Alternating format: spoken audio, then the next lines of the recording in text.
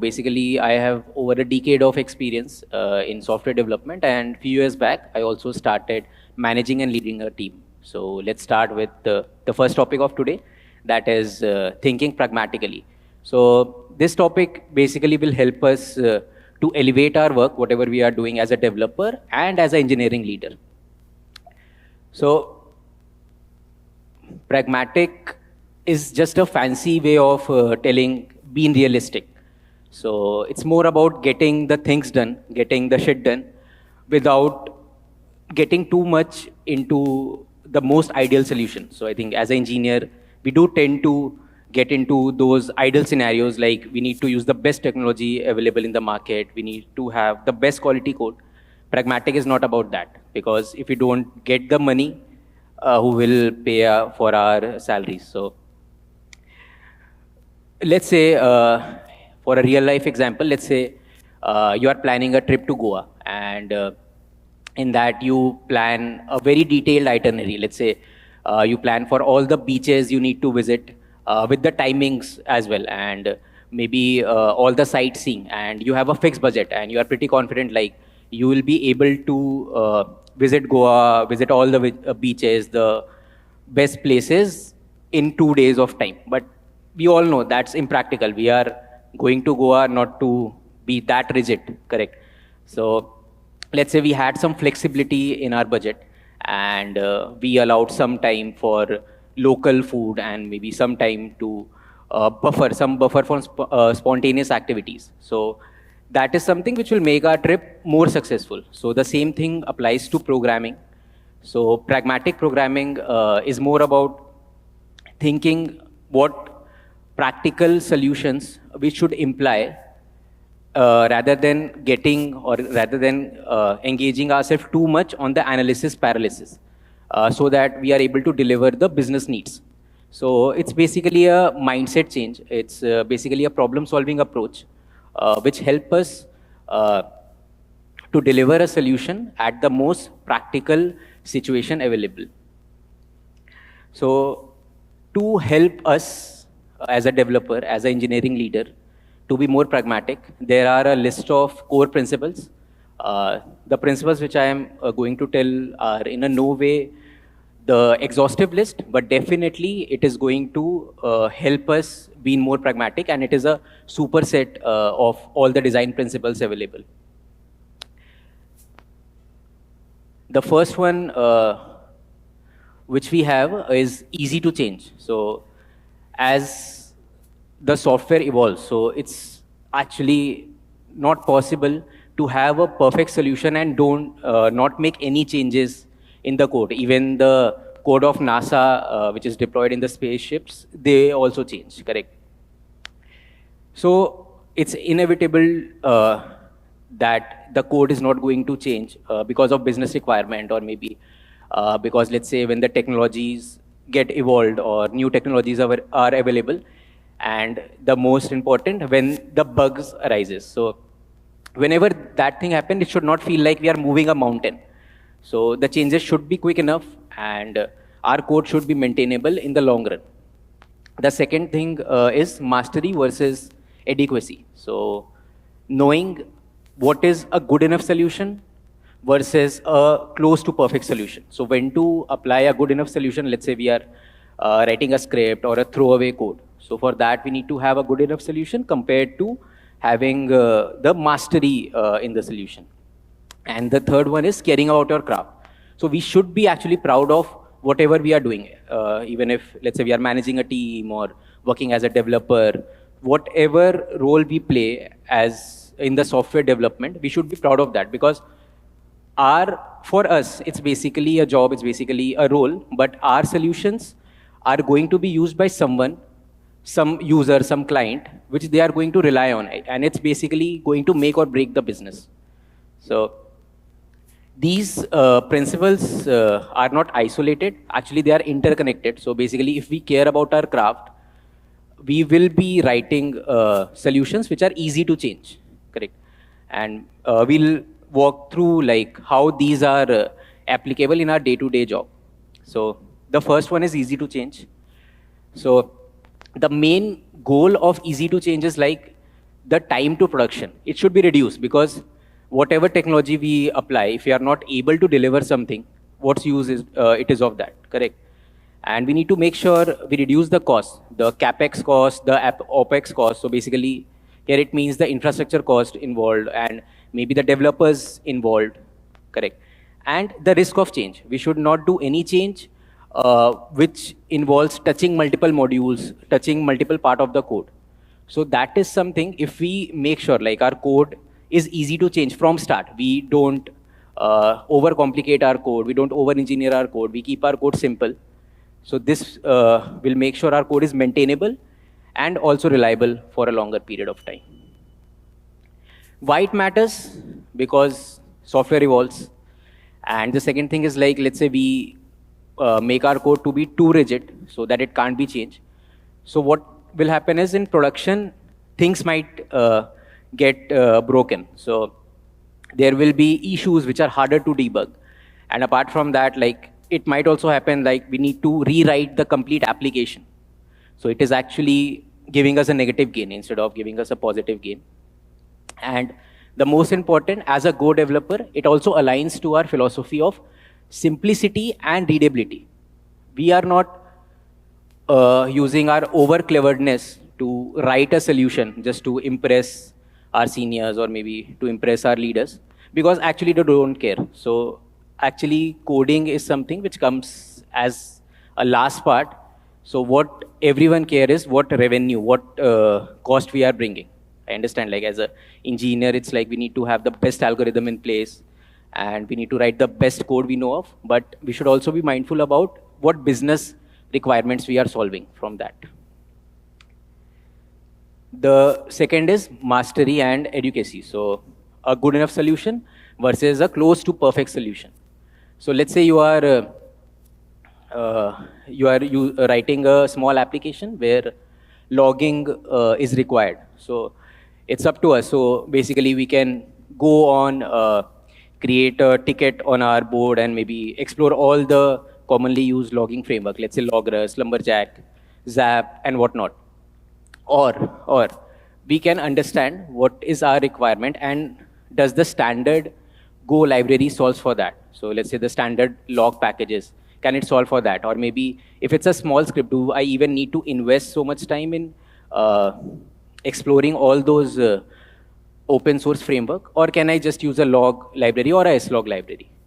So this is basically something which we need to decide on ourselves, because what happens is like every project has a timeline associated to it, because every project has a time to market. So if we delay all those, and I know like these terms are something which is not used so often in our engineering domain, but this is something which we should now start learning, because at the end, like it's all about business. So if we are taking too much time to deliver a solution, even a MVP, then actually it will not serve the purpose. So this is something which is depicted by Pareto principle as well. So this is actually a modified Pareto principle. So 90% of the work is completed in 10% of the time. And actually it's the remaining 90% of our effort which is wasted on like analyzing lots of stuff on the engineering side, which is even not needed by the business, which is not even needed by the product, and they even don't care. So I'm not saying like we don't need to work on those. I'm not saying like we don't need to grow as an engineer. We definitely need to do that. But we need to be mindful of when to do that. So basically, let's say if it's an optimization project which we are doing, we need to optimize the performance of an application. Definitely we need to work for that. But let's say if we are working on a business need, then maybe take a step back and let's analyze, can we put it somewhere? Can we create a backlog out of it so that it can be taken later? So this is a graph which shows that. So when our efforts are actually having some positive output, then we should keep on putting our effort. So that is the productive area. But let's say we start exploring lots of things and we start over-engineering, over-complicating our designs, our solutions, which will not be useful in the long run, and we know like this code is going to change in 1 year, 2 years, then we should not put that effort. So actually, this is also true for project management. So for a project management, let's say if a project is getting late and we add more developers to it, so it will be later. So basically, we should be mindful of what we are doing. This is a simple table which I use like to maybe have a decision on when to use educate code and when to do a mastery over it. So let's say, for example, my application size is small, or the project is very time critical, and I don't have that skill level in my team or in myself. Let's say choosing a database, there is some shiny database available in the market. I'll not go for that, even if it has many features which will be like a one-liner, two-liner of code. I'll not go for that because it will be more like what experience I have in my team and within me. Apart from that, the project goals, what are the goals, whether it's a one-time thing or whether it's a permanent thing, and what resources is available, the infrastructure cost, the developers who are available, the license and stuff. The next is caring about the craft. So we should always strive for excellence, because whatever we write, whatever we do, actually reflects our skills and experience. Correct. And we should always be proud of whatever we are doing, because it's something which others are going to rely on. So we should prioritize quality code compared to messy solutions and taking shortcuts. So we should avoid taking shortcuts and emphasize on quality. And continuously refactor the code. So it's said that a good quality code is not written, it's actually rewritten. So what this means is we should always think of if we can make a particular thing simplified, if we can simplify some concepts in the code. And it's not just, I'm not just talking about our code, our stuff. It's about the complete code base. It's about the complete project. It's about the complete feature we are working on. Even if we don't have time to do it, let's take some action out of it and put it somewhere as a task and whatnot. Okay, so we should definitely not be this guy. So he just wrote his code and he doesn't give for the bugs which is arising, or maybe the issues which the code is having. So definitely not this guy.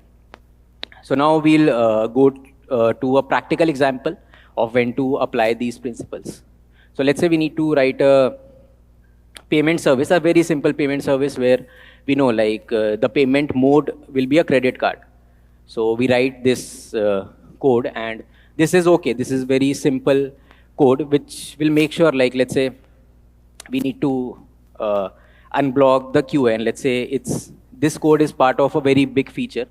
So let's say there are multiple developers working on it. So it's okay to deploy this code in the CI environment so that QAs can work on it and developers can use this code.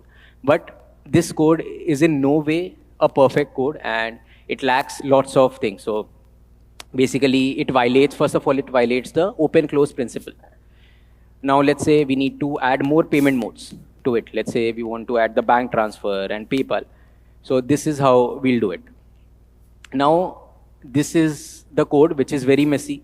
Apart from that, we are modifying the same function which will break our unit test cases, and we need to work more hard to rectify those unit test cases. Let's say, apart from this, instead of this, if we did something like this. So basically, what this does is, this is implementing our function for the behavior, not for the concrete implementation. This is one of the fundamental principles of Go. So we created a payment method, and in that we have a function, a pay function. And in that pay function, we use that pay function by creating the struct type of all the payment modes which are available. Let's say credit card or PayPal or bank transfer or maybe whatnot. Let's say crypto. Maybe we want to pay from Dogecoin. So that is also, that can be done. So, and this makes sure like our code is also extensible for future purpose. So let's say we want to add more payment methods, we don't need to touch other part of the code, let's say the credit card part or maybe the bank transfer part. And also, let's say we need to add validations to our code and add logging to it. So this can also be done. So it's just like we are just touching one method and not touching the complete flow of our code, and see how simple it is to maybe add the transactions log to it, and maybe have error logs as well. So this is something which we went from a journey from writing a educate code to having a mastery. This is not required all the time, but in most of the project this will work. So let's not think about writing the close to perfect solution. Let's first think about what can be given, like as a testing thing. So that like it's okay when the QA test cases break, it's okay. That's what we want, because of that we know like they are actually writing some code. They are actually automating the unit test cases. So if we start writing clean code and quality code in maybe one project, two project, three project, so this is something which will come as a repetitive task for us. And once it becomes repetitive, we don't need to think more about it, because it will be taken care by our subconscious mind. So basically, subconscious mind is a mind which takes care of doing a repetitive task. So you can think of subconscious mind as an iceberg. So basically, a subconscious mind is something which is good at repetitive task. Let's say we brush our teeth every day in the morning. That's applicable for programming as well. And apart from that, the conscious mind is good at problem solving and analysis. And subconscious mind is good at pattern matching and, let's say, a long-term memory. It also holds our experiences. So let's say we are debugging a issue, a very critical issue, and we are not able to find a solution from it. And we are having a mental blockage, like we don't know where to go next. The best thing to do it, just take a break, do something unrelated. So when we take a break or do something unrelated, we are actually giving a space to our subconscious mind to go back to our experiences, to go back of what we have learned in the past and figure out some pattern out of it. And when you will come back, you will be surprised to have that eureka moment. Basically, you will be able to solve a problem. A simple example to that is, let's say we are debugging a production issue. So basically we are going through a stack trace and like we are just pinpointing the errors which are available in the stack trace. This is something which we think we are actually doing, and that is a conscious mind. But what is happening in the background, what is happening in the subconscious mind is basically an automatic thing. So basically what is happening is subconscious mind is going in the past, rewinding whatever we have done in the past. And from our experiences, it is doing a pattern matching. If does it relate to a bug? Can this be a similar issue? So this is something which is done automatically. So writing a clean code and a quality code will also start coming automatically. That is what pragmatism is all about. The important thing, so a great project is not built by just a single person. It requires a great team. And for a great team, it requires better collaboration and better team dynamics. So for better team dynamics, we need to make sure like everyone in a team is aware about what's going on in the project. It should not be like, I only care about my responsibilities. It should be about, I know what the complete code base is about. And this should be done, and this can be done by having a proper PR reviews and inviting the team to it, and maybe following a practice of pair programming. Apart from that, make sure like everything is communicated. It's okay to over communicate, but let's make sure like we don't under communicate. So let's use all the channels available like Slack or maybe the mail and stand-ups. So communication, why it's important? Because let's say there are two developers, and I think we all are skilled as a developer. So there are two developers who are discussing the most feasible approach to a problem. And now instead of thinking more towards how to deliver a solution to that problem, it's more a discussion between my approach is better and your approach is not better, or maybe it will not address the problem. As a pragmatic thinker, we should think about which approach will deliver best results. So, and we can also maybe merge both the solution. We can use best of both worlds. So this is something which we should start following, if not already. Apart from that, we should have empathy in our code. So we should write code as if it was written for the first time for someone who is going to go through our complete code base for the first time. A proper comment, a proper variable naming. Define your own coding standards within the team and make sure to use it. And as people say, like, best way to learn anything is through teaching it to other people. So in a team, there are people of different skill set, of unique experiences. So let's try to learn from them. And always document. So document is, I think, the key. Not just your code, the high-level design, the low-level design, the changes to your code, even the meetings, make sure like you have a proper MOM and take actions out of it. Now, people will say like, it's fine, like all these things were of past, like now generative AI is there. So why do we even care to do all those stuff? But actually what happens is, because of generative AI, we are able to code faster, but the debug becomes a problem. So if you see this, like before OpenAI, coding was 2 hours, debugging was 6 hours, and now coding is 5 minutes, and debugging is like 24 hours or even more. So we should always think generative AI as a tool. It's not a replacement to human intelligence. Actually, human intelligence is unique until now, and I think it is going to stay. So basically, we should use Gen AI for enhancing our capability, not as a replacement. So generative AI should not be used for replacing the quality of the code. So generative AI is good in, let's say, generating a boilerplate code and maybe generating some small logic of our function based on whatever prompt we give to generative AI. But let's say we need to have a production-ready code, a mastery on the code. For that, definitely we need analysis, a code review from ourselves by the code that is generated by the AI. And don't just use AI because it's actually fashionable to do that, because everyone is doing that. If it's actually solving the purpose, then only use the responses from generative AI. So to conclude, basically pragmatism is a journey.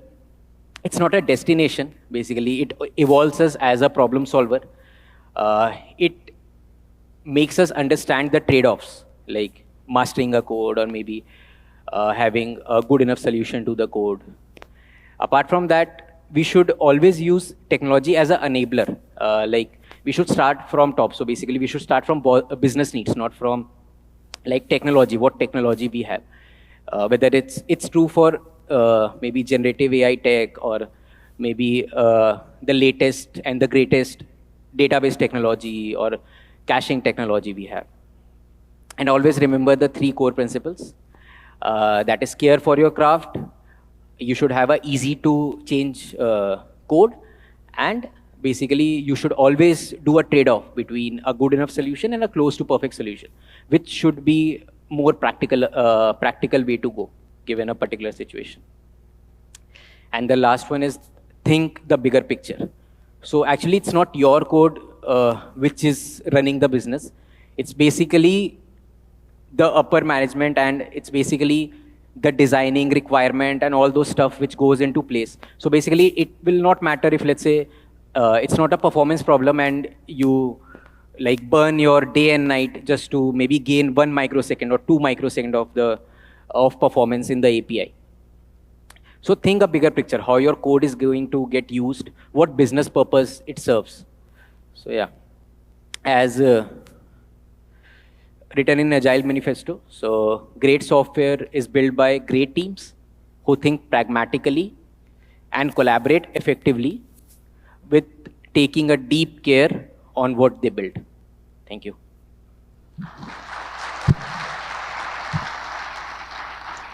Thank you, Ayush. Questions for him?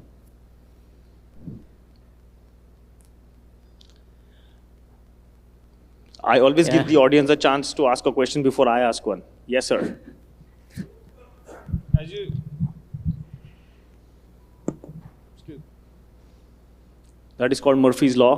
When you want to actually ask a question, your wife calls you, and you're no, stuck. so in the payment method screen that you showed, that and you also focused on refactoring, right? Yeah. So, what percentage do you think should be premeditated and thought of before that? Okay, we need to build out these interfaces and then structs, and then we can use them in the future. Let's say in the future you need to implement more payment methods.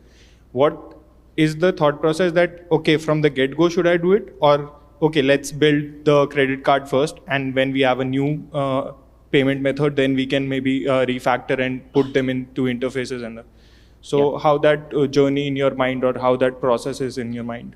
Yeah, great question. I was not able to cover it in detail because of timing constraint. Now I can. So basically, it's something like whenever we are building a solution out of it, so we need to make sure, we need to think. So we need to ask our seniors, our leaders, where this solution is going to go, whether it's a long-term thing or whether I'm not taking specifically for payment service because it's a whole bigger thing. So where that thing is going to go, it's basically going to survive maybe 1 year, 2 year, and the technology is going to change. Specifically, like the industry which I work on is basically an ad industry, and things are pretty dynamic there. But we need to work on scalable applications. So we need to ask those questions. And let's say it's more, and your question to like, should we start from the mastery or should we just build an educate question? It has to more to do with like the time to delivery. So there is a thing in the industry which is a shift left approach. So basically it's called Project North Star. So what we do in there, that is, let's say we have multiple team members involved in a project, and we have a QA as well. We don't follow a typical waterfall model. In this, the QA automation starts even before a developer starts with the development. And let's say a QA needs a drop to maybe test their automation suite. So for that, it does not make sense to do a mastery over the code and then deliver a drop. We can do an incremental drop so that the QA can do the changes and QA can test their changes and the other developers can do their changes. That's one part of it. But shipping to production, that is again the time. So let's say we don't have much time for, let's say, doing a UAT testing or let's say doing a AB testing, then maybe having some basic functionalities, let's say just a credit card mode or maybe having just a PayPal mode is fine. And for others, we can build later. So that is how thought process should go. Hope I answered your question. Yeah. Okay. Yeah, I hope it's safe to assume that when you're in Go, you're always bottom up. So you don't try to solve for the future immediately. You look Yeah. at the smallest granular solvable problem and then iterate over it.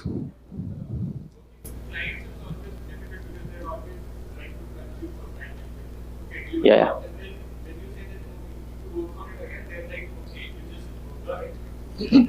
Yeah, I think it's more about like how we can justify our requirement. So basically, we can justify like this is something which you asked, this is something which we build. Now, for a more scalable need, this is something which we need. Or because let's say this API is not going to maybe we should always have some numbers out of it. So let's say this API is only going to survive for let's say 10 million of requests, and it will just fall back. So all those things which will help us maybe to talk with client.